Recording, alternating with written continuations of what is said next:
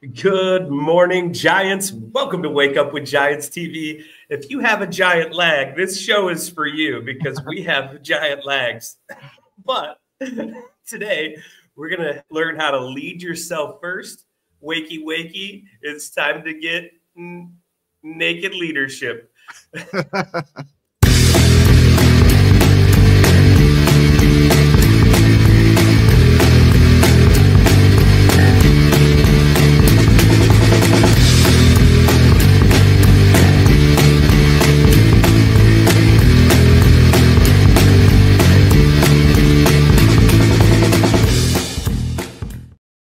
Good morning, Giants. Welcome to Wake Up with Giants TV. I'm Ryan Morris, and I am in Florida, and my lips look like I'm a ventriloquist because there is a little bit of a lag here. Hopefully, Nick, can you still hear me good? I'm just messing with you. Yeah, I can hear you perfect. Dang it. I took off my glasses this morning because Nick made fun of me that said I look like a tank pilot or tank captain or something. But what is that, Fury? Yes. Good show. But good morning, Giants. Welcome to Wake Up with Giants TV. I am Ryan Morris. This is Nick Smith. We are the creators of Wake Up with Giants TV, a tribe of giants, and 12 Journeys Coaching. And Nick Smith wrote The Giants and the Smalls, which is the whole reason why we are on this journey. And so we're so excited to be here today. We've got an SG program happening. Nick, will you share a little bit about that real quick? And then we'll introduce our guest. I'll do that. So we launched yesterday, the first week of the SG program. So SG is our Sum Gigante program. It means I am giant in Latin. And that's where we take you through on a 6-week program to really anchor in a new operating system for living your giant life. And so many of us have been programmed or programmed ourselves even to live way below our potential. And if you're feeling stuck, unseen, unworthy, not enough, these are common phrases we hear in our program, people coming in. And you know, the stuckness is the biggest thing. And so what we've been able to do is create a program that truly changes the way you operate fundamentally. And so no more playing small. We teach you how to step into your giant potential fully. I'll add this to the stage here. You can see more at my12journeys.com. And when you're there, click on this image right here. You're going to get a document that's going to teach you how to manage your emotions. Pretty powerful, because I think for many of us, our emotions are probably the toughest thing. And today our topic is ideal for this. Good morning, beautiful. So we don't say that to every guest, but I do to her. So this morning, you know, we're going to be talking about self-leadership, and we've got an amazing guest. So she knows the path intimately. Carol Metz Murray is a people possibility alchemist and the powerful force behind the Naked Leadership Institute. She's a 5-time author, intuitive leadership coach, and international speaker who has collaborated with legends like Les Brown, Eric Lofholm, and John Assaraf.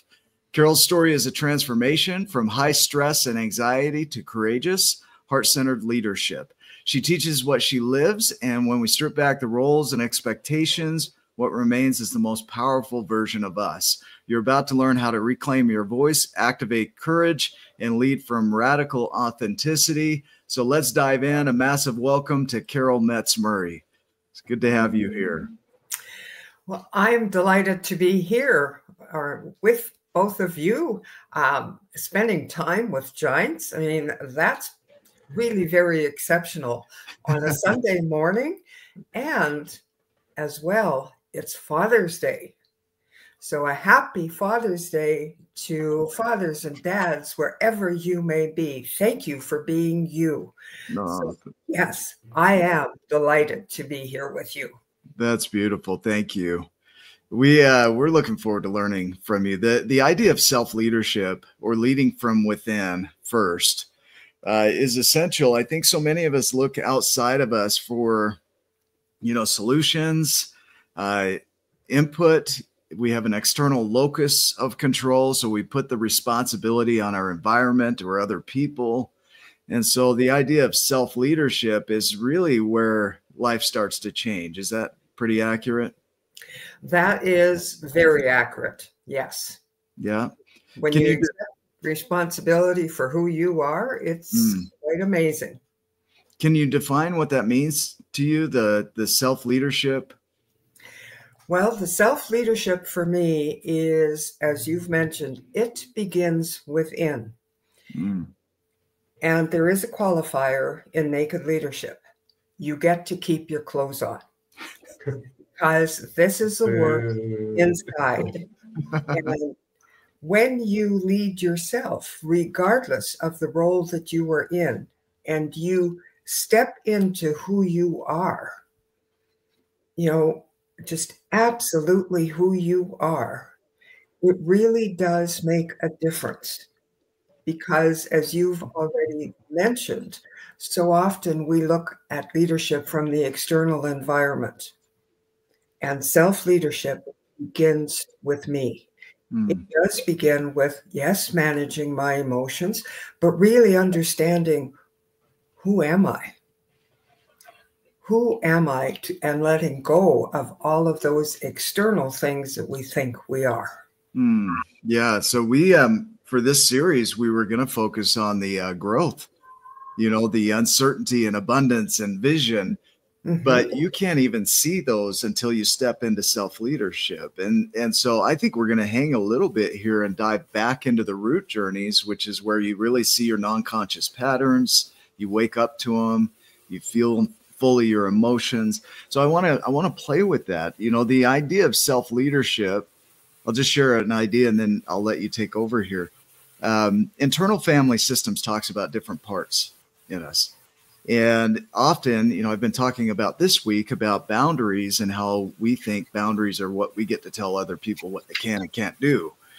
But that's not it. It's really what we're willing to handle within our own world. But inside of us, these parts are parts that are walking all over our boundaries all day long.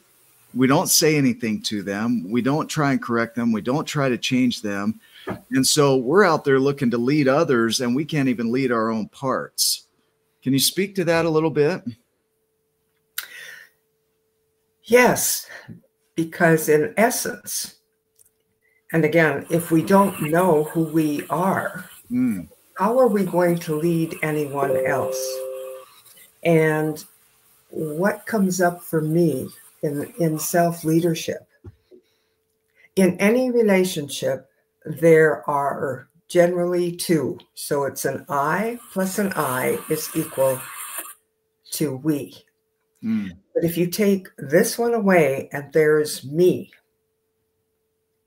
there's also me plus the little I's.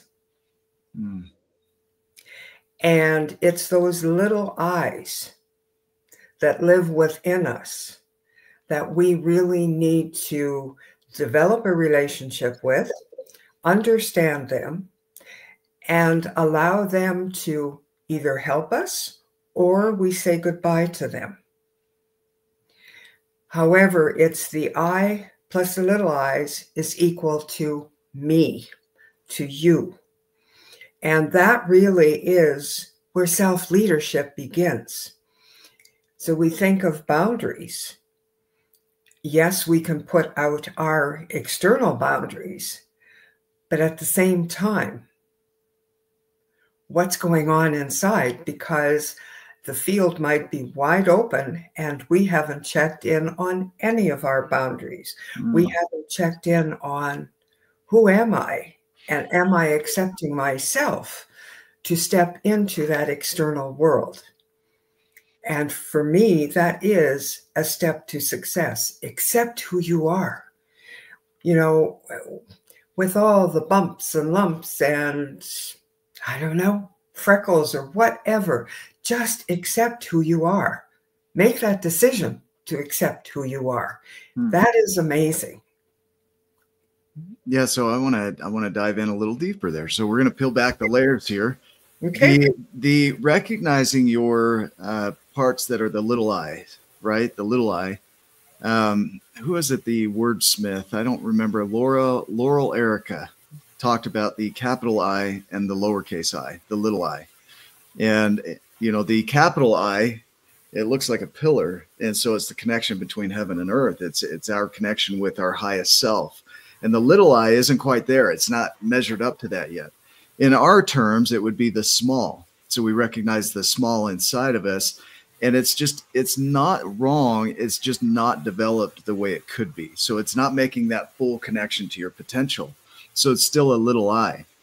And so when people are looking at that, often we think we're coming from our capital I, because little I has this ability to mask and pretend, because it knows us better than anybody, that we're operating from our capital I. And so how do you recognize when you're in the space of operating from that small self, from that little I, that mini me? Maybe we could call it mini me, right? Like on Austin Powers. How do you recognize it? That is a great question. And I will speak very personally in how do I recognize it? I actually hear a little voice inside of me. And that's what I refer to as my little Carol, who is saying, hey, what's going on here? This doesn't feel right. This doesn't seem right. And then if I move to the external, how am I reacting to someone? How am I reacting to you? And checking in on that, that may seem challenging, but really it isn't. Because if I am feeling a reaction to you, it isn't you. It's me. It's that little I inside that is asking for some attention. Is this really happening? Is this real? Or is it just me reacting? You know, what are the emotions that have come up? You know, so it's a constant checking in, and that works for me. It might be different for you. Yeah, I learned something this week that was new for me. You know, I had learned to externalize these parts, to take them from being my identity to talking about them in the second or third person, you know, you or they. And what I learned is that short term, that can be really helpful, is to recognize that. Often I recognize it, I'll just share on myself, is when I feel fear, anxiety, anger, depression. Those are pretty good indicators that I have an unhealed part, because I don't try and fix my calm parts. I'm like, dude, you're too calm. You need to get more anxious. But with those, we do. Those are the things that we feel the suffering in the most.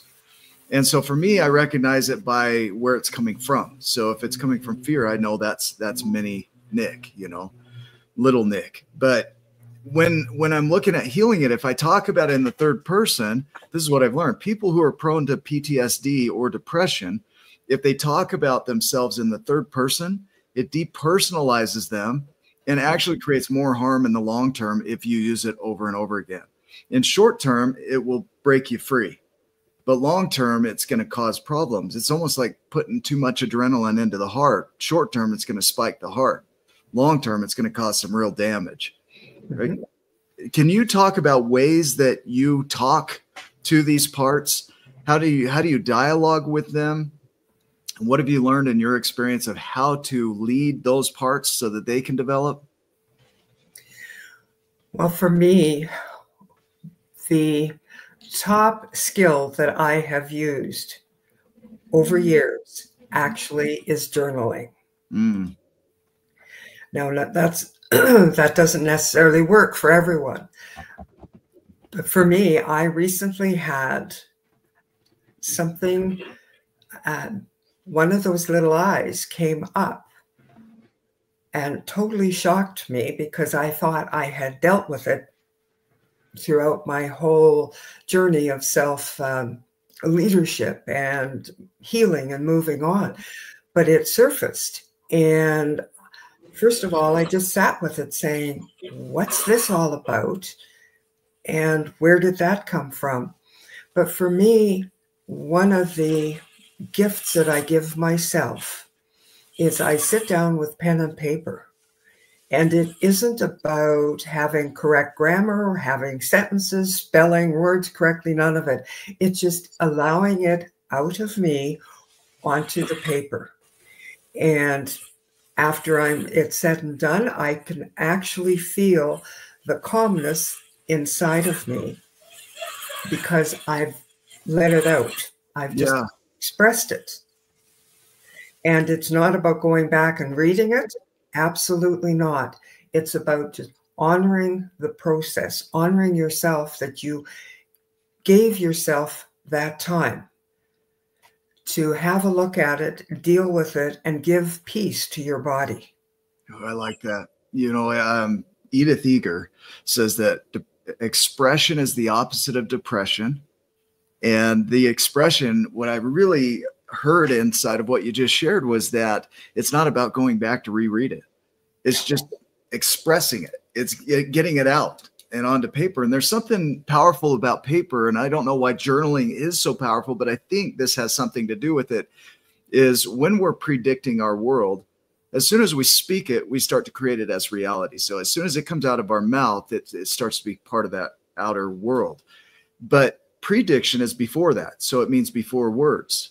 And so before we speak it, we have a chance to play it out. And on paper, on journaling, it's almost a way to express it without speaking it. So you get to predict it, but on paper first, before you ever speak it to the world.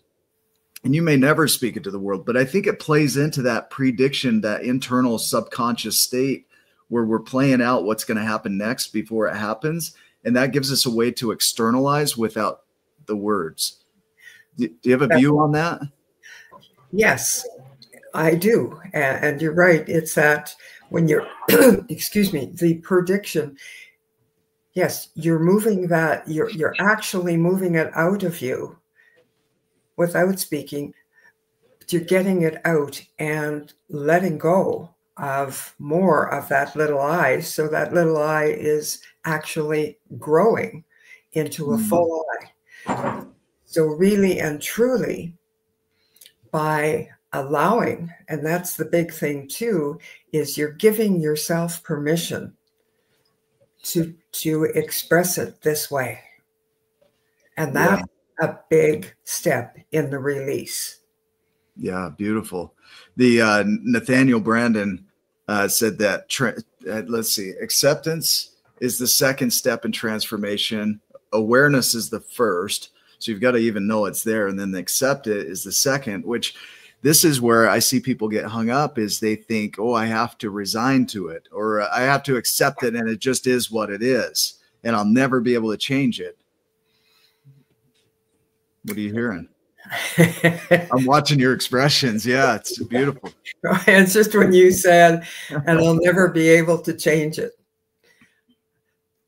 That to me is stuckness. That's what came up for me, is when we are in that place, I'll never be able to change or change it.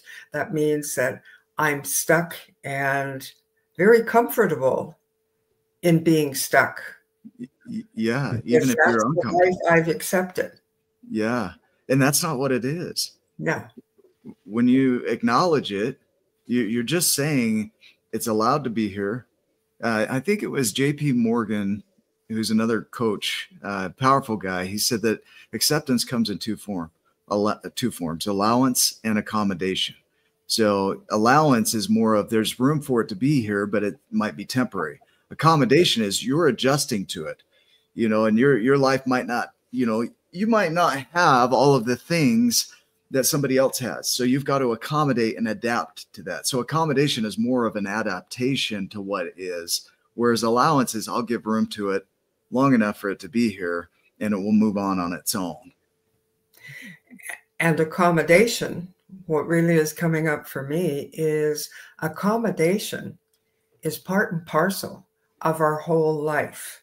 Because in essence, if we are aware and we are self-leading, really and truly, we will be accommodating our whole life until we take the last breath on this earth or in our life, because we are being called to shift and change. Yeah. I get the nudge here. Rebecca Shannon was on our show, and she talked about simplifying these terms. We go around talking accommodation and allowance and acceptance and all these terms, and somebody might be watching this just barely starting on their journey. Essentially, how would we say this in a way that would be so easy to understand in regard to this whole process of self-leadership? How would you describe that? Well, the beginning of self-leadership really and truly may very well scare someone and they stay comfortably stuck. But in essence, to make it non-threatening, to open up the door,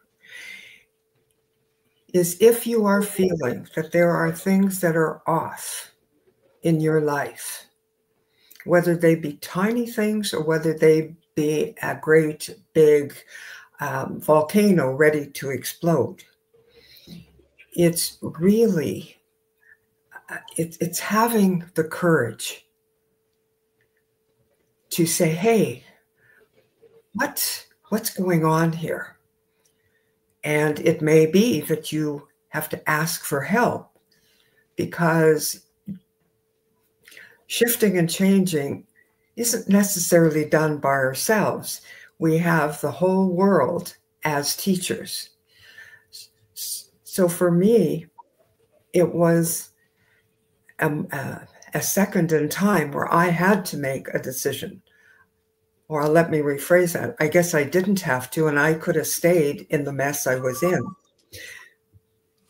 But in essence, really and truly,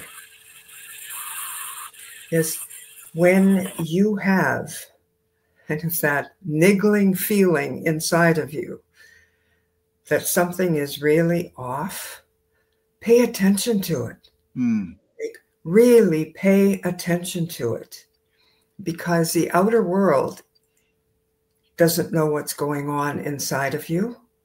Only you do. And so really, we can, set aside all of the words, but pay attention. And whether you are female, whether you are male, every one of us has intuition, and it sends us messages. So pay attention to that. Can we create a distinction around that?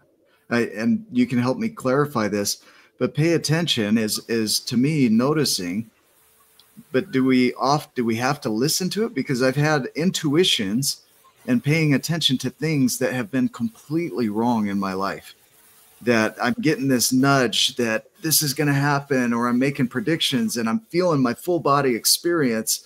And then I come from that space and react to that, what I call intuition. And then all of a sudden I've done something that I've got to clean up because it wasn't wisdom. It was coming from these small lowercase i's that were thinking that the world was repeating a pattern that I'd experienced in the past.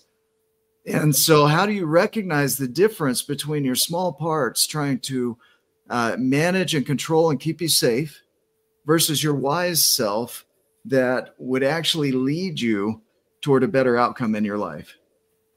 How do you distinguish? Well, okay, before I respond to that, there is one word that I heard you say. Yeah. Where you said react. Yeah. What if you acted? React is reacting to something. Acting is taking the time to say what's going on here. Right. So how to distinguish? Well, I will share with you that My intuition was incredibly strong on the day that I, excuse me, took my marriage vows. And it was incredibly loud, in fact, and said, Carol, you are making a big mistake. And I still walked down the aisle and said my marriage vows. It took me years later to say thank you for walking down the aisle. Yes, the experiences you had were horrific. However, look at who you have become. You have gotten to the place of self-leadership. Mm. However, when things are going on inside of you, and yes, you know, intuition is speaking or your body is reacting, there's also that point. And the distinction for me is actually taking a breath and asking my heart what it is that I need to be doing. Not my mind, not my brain. I mean, my brain is just an incredible computer, but it's asking my heart, because to me, self-leadership is heart-centered. And so it's taking that moment and just saying, is this really where I'm to be, or is this what I am to be reacting to or acting upon? And it's interesting the different responses you will get. Does that make sense? That does. Yeah. So coming from and I like the idea of acting. I also love the cliched use of the word creation and reaction being the same letters, just arranged differently. Yeah. And that idea of slowing down and paying attention to, if we look at intuition as to look into essentially what's going on, our intuition is simply saying there's something to look at here. Yeah. And whether we listen to it or not is another thing. And sometimes those alarm bells are going off because our bodies are designed to keep us safe. And this is every human. Our bodies are designed to keep us safe. And so when it sees something that triggers that looks familiar or at some point caused harm, even going back to the idea of a tiger in the room that people talk about, there's no tiger in the room, but it feels like there could be. And so we're intuiting that and we're feeling the feelings of that, or the sensations are going, but we're not quite conscious of it yet. And when you say coming into the heart and really questioning from the heart, that's more the wise self of, you know, what would lead us forward here? And maybe it's listening to that intuition. Maybe it's not that would lead us forward. Would you be who you are today had you not walked down the aisle? Would you have learned the lesson of self-leadership had you not walked down that aisle? Would it have come up in another time as a possibility? Don't know. Yeah. Okay. Don't know, because I didn't walk those other paths. Right.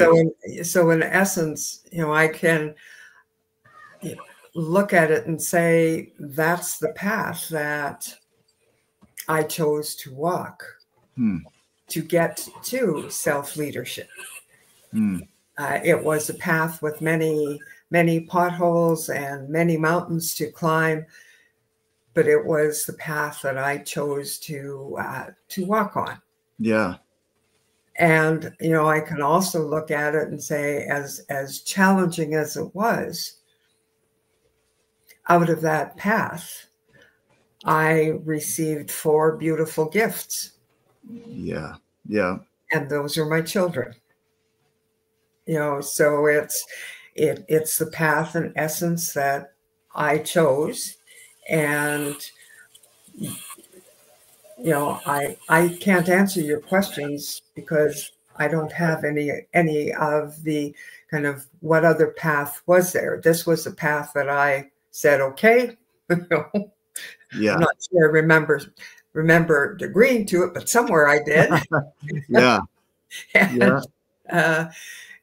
it was what I created. And my goodness, I mean, the experiences, the challenges, the wisdom, the knowledge, all of that came to, oh, here I am.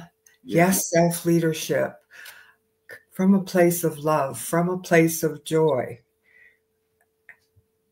Yeah. And to me, that's beautiful. I like that. And that's creation.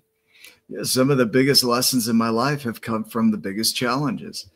And I learned them while in the challenge. And it doesn't mean that they're wrong. It's simply, I believe I needed that lesson. And if I didn't learn it there, I'm going to learn it in another place. And so where do I want to learn my lesson? Because I do want to learn. Some people don't. They'll just stay where they are, and they're okay with that in some form. But I want to hit on this comment that Hugh posted here, live by instinct instead of programming. I don't fully agree with that. I'll tell you why. Because instinct is our raw nature, and we come in shaped by our culture, environment, family, society. They get to shape us initially, but instinct is going back to our raw nature without any of that. But then it leaves out our own programming. Who do we want to be? Who do we want to design ourselves to be? Who do we want to create ourselves to be? I think that's essential. So to eliminate programming as a general statement to me just doesn't really work, because I would like to program some of those parts in that, that aren't there, that I never received as a kid, and lead those in. How do you feel about that? What is coming up for me is that's the life process. I mean, there is instinct, and yes, there is programming. And I mean, that programming begins at an early age because you are born into a family, whatever that family, however you define it. So there is going to be programming. The learning in all of that for me is as you grow and as you learn and as you shift and change, is to be aware of what is programming and what is instinct. Beautiful. And there is a distinction. And if you're able to have those distinctions, to me, I think life is even more rich. Beautiful. Because you're responding and you're acting from that self-leadership. Oh, I love this. This is, there's a quote I share often. It's the Thomas Monson quote that God gave us the gift of raw materials. He left the electricity in the clouds, the gold in the mountains. The idea of that is that we were never intended to stay in our raw form, that we were intended to be molded. But what happened is when we came into this world, we were molded by everybody around us and never really found our true voice of what we could create. And now the raw materials are still there. So at any point, if we just resign to, oh, I just am what I was programmed to be, well, you're missing a huge opportunity to rewrite your story from the raw materials that are still there. That self-leadership is saying, I am surrounded by everything I need to create me as anything I would like to be. And if I choose not to do that, that's a resignation. Yes, absolutely. Because each one of us are, so incredibly unique.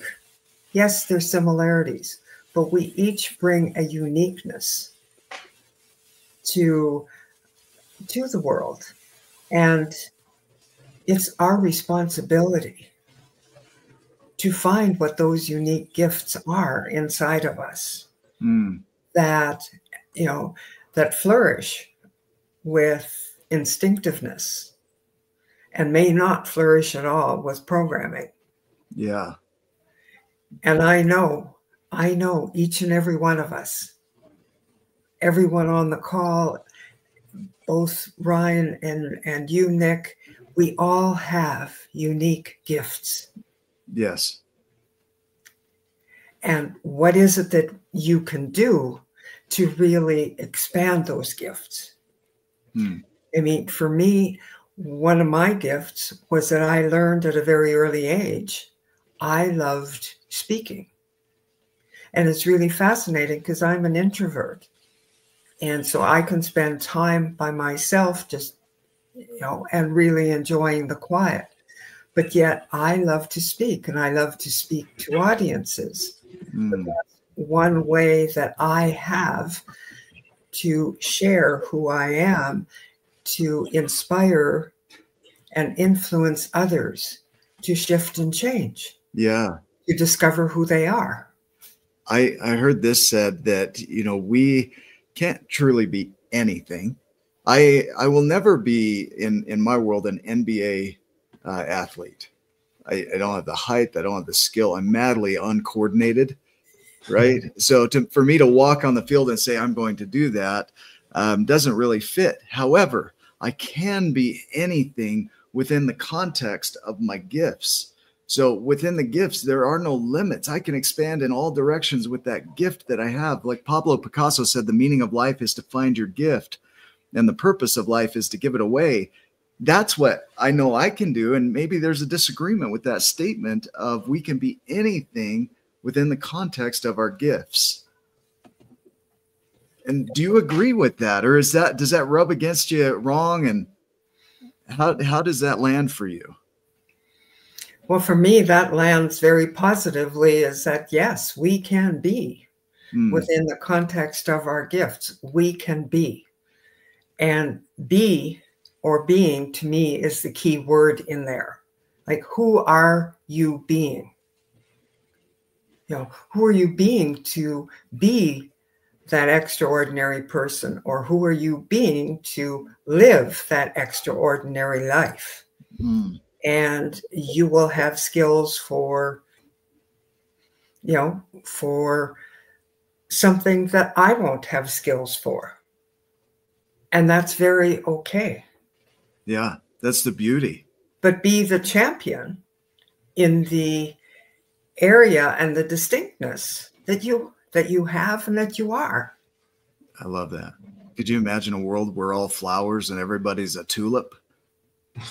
Be super boring, right? It would be. It would be very boring. So look at the beauty of nature. As you said, flowers. Look at the different colors and shapes and sizes.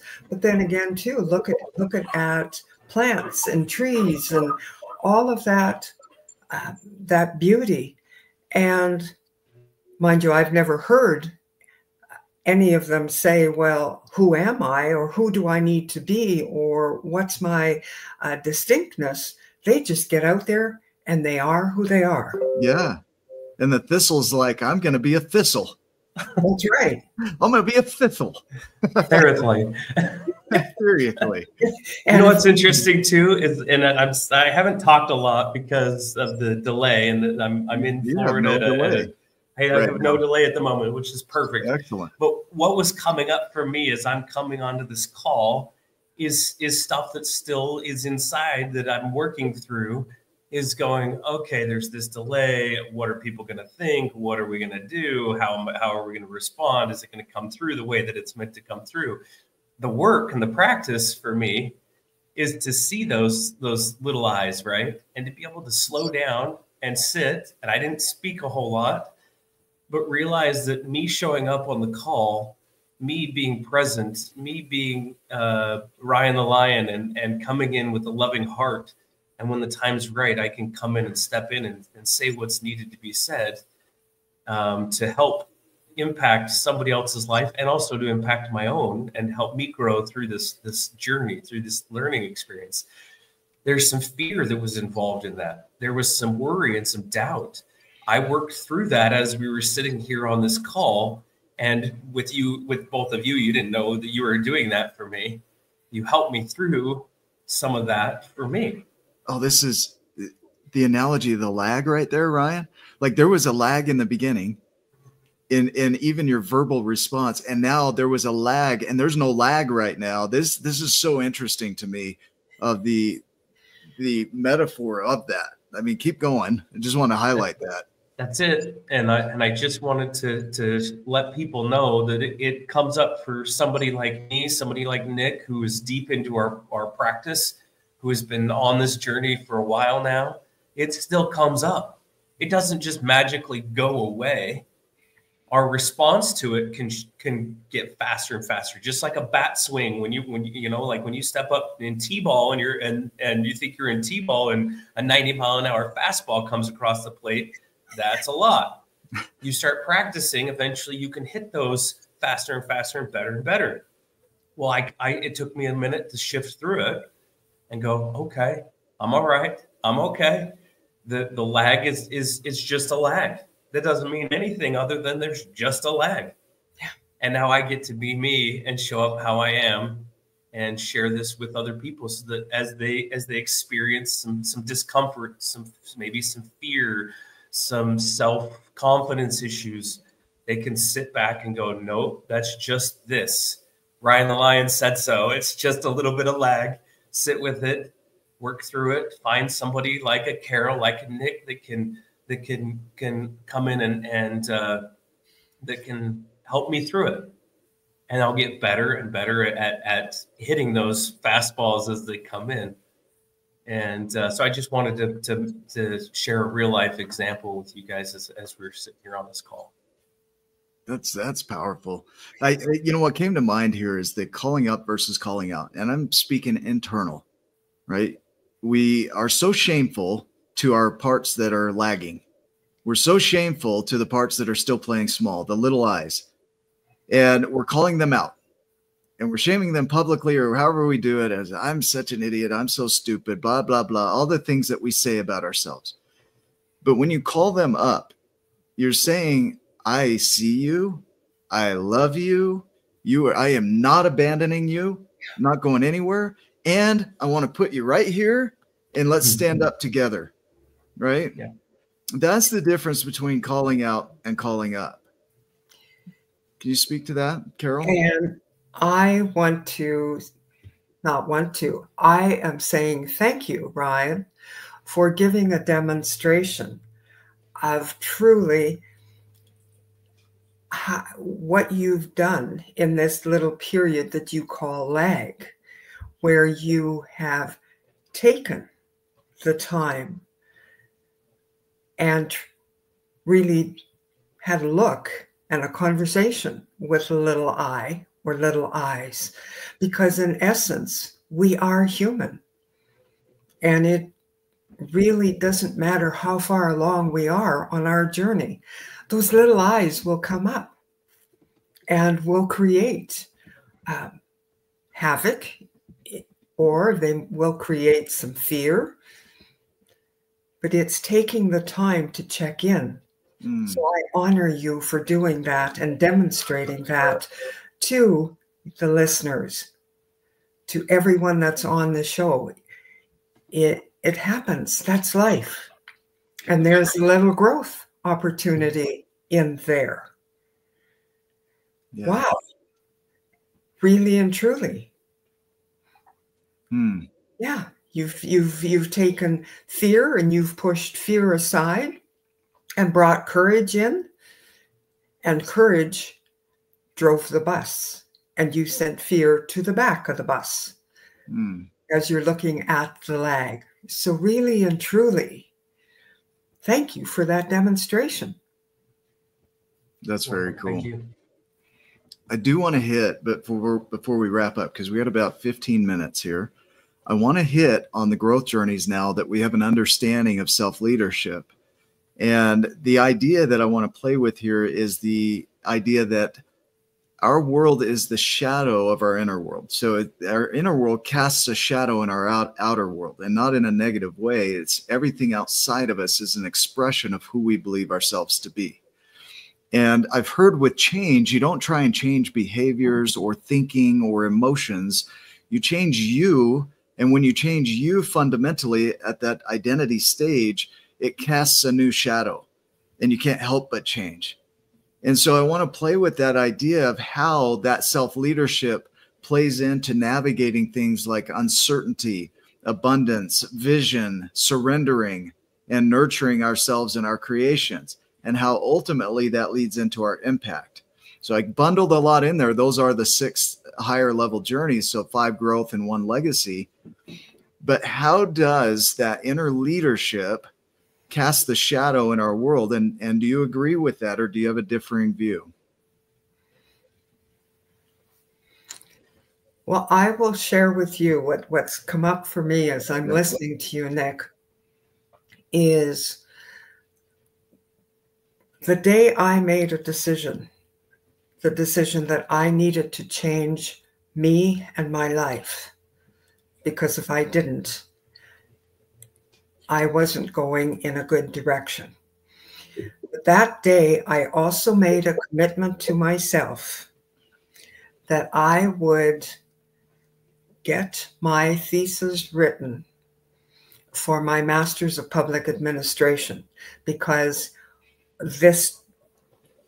what happened was that, in essence, that particular day, on the last day of the last session for my master's, I disassociated myself and drove over 300 kilometers up I was living in the far north at the time in the Yukon, to attend my last master's class.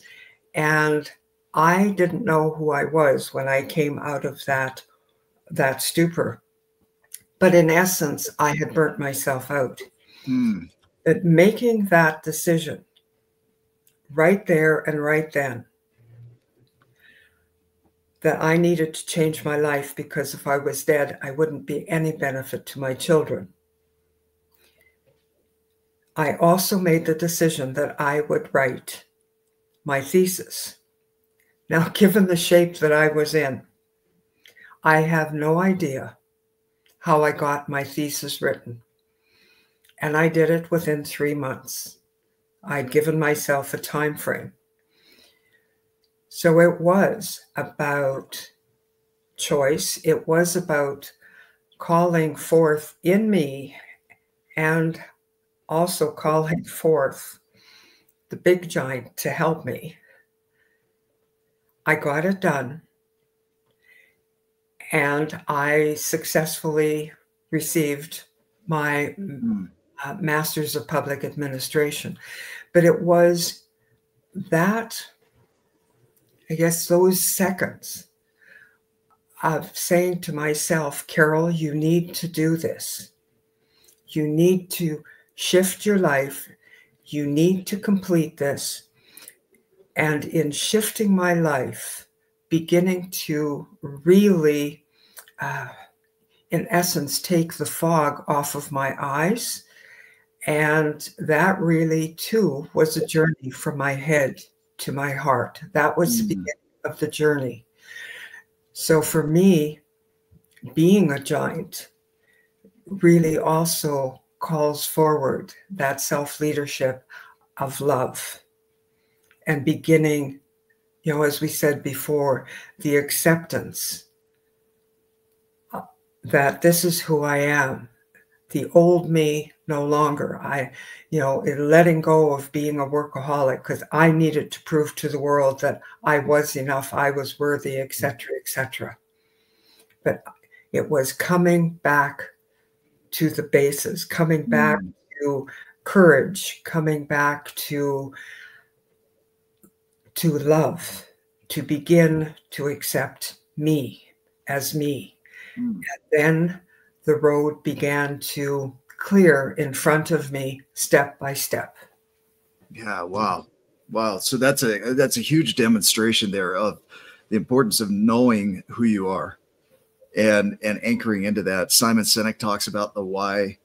We talk about it's not what you carve into stone monuments, it's what you carve into the hearts of people that stays around as our legacy and impact. And you were realizing that not being in alignment with that legacy would ultimately lead to you not being around, but also not making impact. And so it fundamentally drives everything that you do. It drives you to get that thing done, because otherwise, so I've heard this, and maybe you can help with this. If we don't have a clear enough vision, then we never anchor in hope. And if we don't anchor in hope, then we don't believe it's going to happen. we don't think we're the one that's going to be able to create it. And we get stuck on every obstacle that comes up. And so the importance of getting clear on your vision ties directly back to your legacy of why even create a vision. Can you share some thoughts around that for us? Yes, without a vision, where is it that you are going to walk? Where is it you're going to drive? A vision is a roadmap. A vision builds hope. And within hope as well, and in that vision, is the gratitude that you have that vision. I mean, without a vision, where do you lead yourself? How do you lead yourself? When will you lead yourself? So in essence, a vision for your life is, through my eyes, necessary. And that vision will shift and change as you shift and change and walk your path. Mm. And that's the other piece to it, is being open to the shifting and changing in your vision. It will take on different parts. And if you stand back and look, your vision will have, there's still that basic foundation, but it will shift and change as your life changes. It depends where your vision takes you, and perhaps even with whom your vision takes you. But it's still, that vision is part and parcel of the uniqueness of who you are. And that is why you are here at this particular point in time, because you have a vision and you have gifts to share with the world. Yeah, wow. That's the fingerprint. That's the uniqueness. That's the gift. How does somebody recognize their gift, though? How do you, and I question this because there are people that watch the show that are saying to themselves, I don't even know if I have a gift or what my gift would be. Yeah, we hear that a lot. Yeah.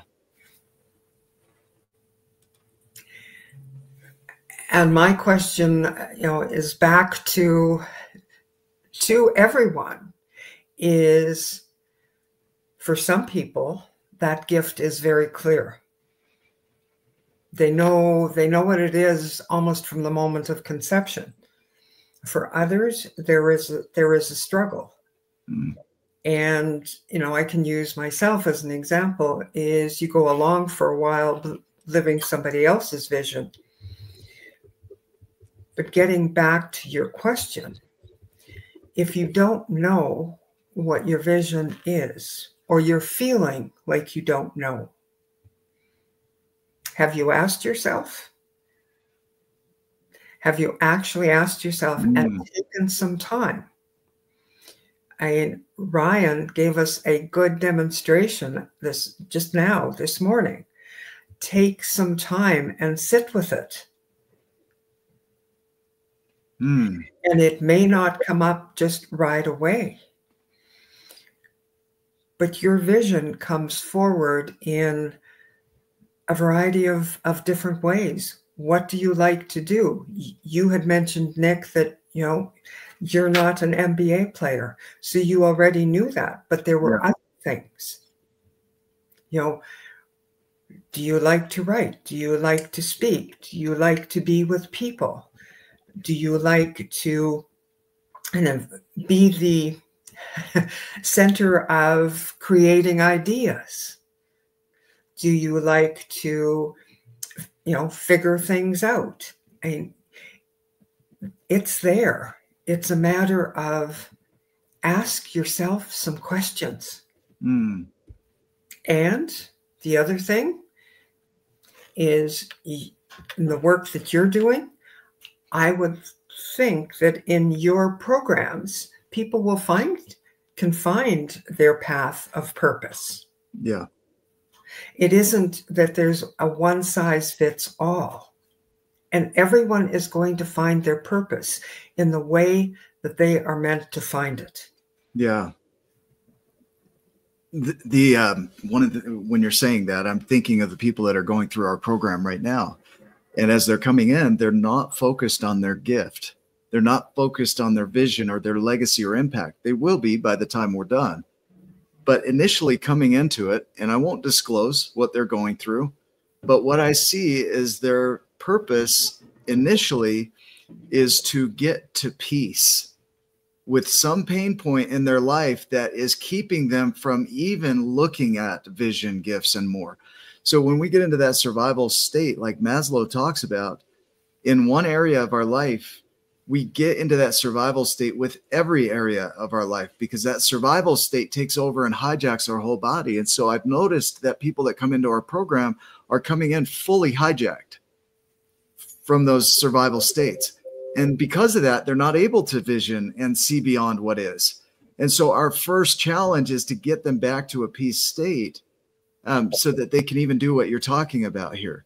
And that's self-leadership. We're teaching them how to lead themselves to that state so that they can do that. And it's incredibly powerful. Well, it's very powerful. And just from what you have shared right now, Nick, if you think back to when Ryan spoke, or when we spoke about the question of instinct and programming, if we are stuck in programming, will our vision come up? Will our vision be clear? So what I'm also hearing, Nick, is that the work that you are doing with those that are within your program is you are creating an environment for people to become unstuck, to let go of the programming, to really begin to discover who they are. Yeah. And letting go of programming can be terrifying for people because it has created a comfort zone. And as the human that we are, we like comfort. So sometimes you have to kind of grab the corner of comfort and shake it a little bit to get to that place of learning to be comfortable with being uncomfortable. Yes. With being uncomfortable versus comfortable. And when we allow the programming to shake off and we look at all of the journey that we have been on, the high points, the low points, the messy points, the yucky points, whatever, it really is to teach us to move through all of that to that place of peace and joy and happiness, because that is from where you'll begin to create. Yes. Yeah. Amen. Like, I just want to raise my hands and be like, hallelujah. That's it. When you get to that peace, that's where life thrives. That's where it changes. Yes. And if you're out of alignment in one area, you're out of alignment in all areas. It's amazing how the body works. And so if you have one thing that's out of alignment, you've got to go address it. You don't let it hijack you, but you do have to sit with it, put it on your shoulder, be with it, be with. I get it now. Steve Hardison does these be with sessions. And I'm like, what does that even mean? And now I get it. It's he's being with the parts of you that aren't developing. He's being with you as you're going through that. So it's incredible that we don't do that for ourselves. And self-leadership is being with whatever's feeling unsafe. Yes. But not letting it drive the bus or the Cadillac or whatever, Yeah. Well, being with it. And as you're being with it, love it. In fact, honor it, because it's there as a teacher. So be with it. Allow it to speak up. Allow it to move on and move through. And again, I come back to Ryan this morning at just giving us such a wonderful demonstration. Yeah. Right? Be with it. Yeah. And it's amazing what transpires, what will come. Yeah. It's have the patience and be in gratitude all the while you're being with it. Mm. Yes. Super important. Yes. Because, I mean, we are such magnificent creatures. Yes. We truly are. And Yep. so often we don't acknowledge who we are and the power that we have within us. It's not the external power. It is the internal power. And that is self-leadership. Wow. Yeah, that is the go within or go without. Yes. Yes. Carol, as we wrap up here, is there any nudge to share something that you maybe wish you would have been asked during the show, something you feel a nudge to share with the audience so that they can hear this? What comes up for you as you hear that? From all that we have shared today, what really is coming up for me is to step into your inner power. And I truly believe if people worldwide stepped into their inner power and lived from it, what a different world we would be. Mm. What a different world. And truly, self-leadership is self-love and self-acceptance. Mm. Take that and move through your Sunday. That's beautiful. Thank you. Ryan, final thoughts from you? Carol, that's powerful. I as I was sitting here and listening and reflecting on the book, The Giants and the Smalls, that Nick wrote. The giant in the book originally was Steve Hardison, who is a masterful coach and somebody that we look up to as we're going on our journey. He's just been there, done that a time or two more than us, and so it's nice to have people in your life that are a giant for you as you travel through it. But really, the giant in the book is yourself. And you put yourself on your shoulder and you love yourself and you show yourself the way. You remember, we talked about remembering and unbearing yourself from everything that the world has placed on you to go back to self. So this fit perfectly. It just reminded me that I am my own giant, that you are your own giant. And that it is possible to do the work. It's practice. Sometimes it can feel extremely heavy and difficult, but through that, and Hugh called it embracing the suck. There's some sucky moments as you're going through, but through those, just like you had referenced in your marriage, and the hard came so much good as well. You learned. You grew. You know some of the things not to do now. You know how to do things different or better, or gain some wisdom, some more self-love.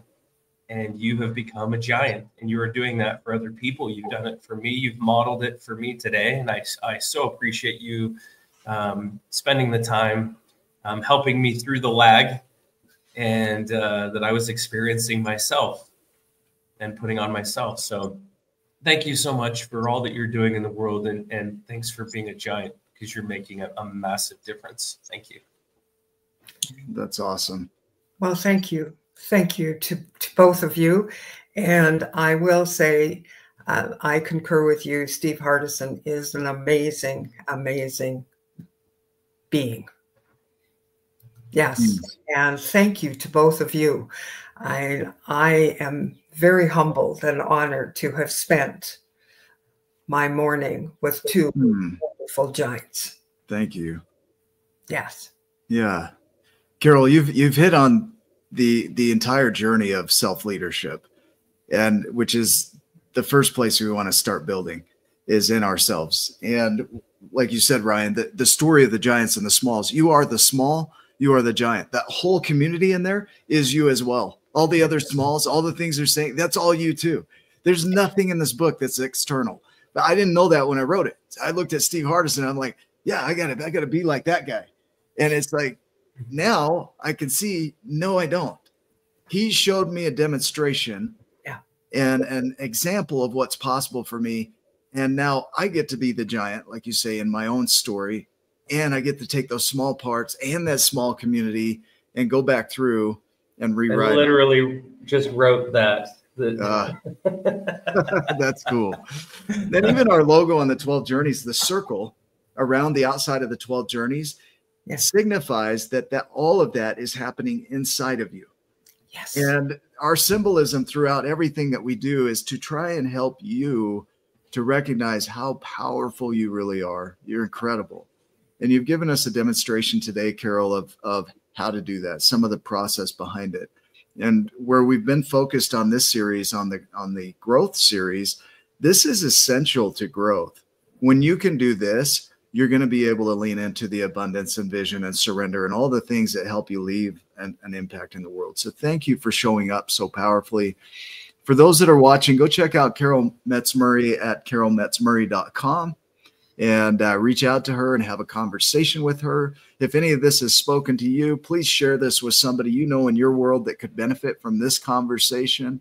If you haven't subscribed to our YouTube channel, please go click the subscribe button. Pretty easy, so that you can see when we go live every day. Right?